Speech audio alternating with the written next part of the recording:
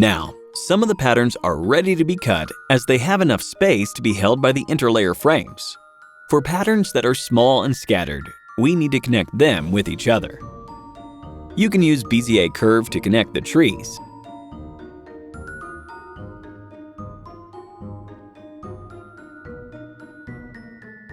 And select Path, Union to merge them all. The curve should be close to the edge of the canvas too. Now, use rectangles to connect the three groups of buildings.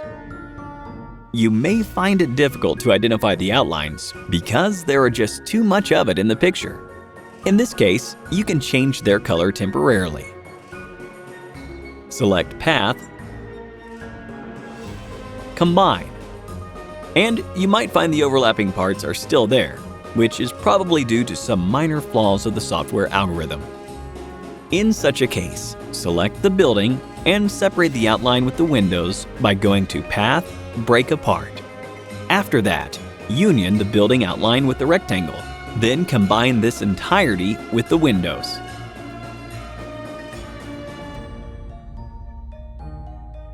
Repeat this step until you're sure that every pattern will be held steady in the lamp.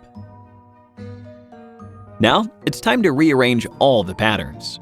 Create a new A4 canvas and copy part of the patterns to it.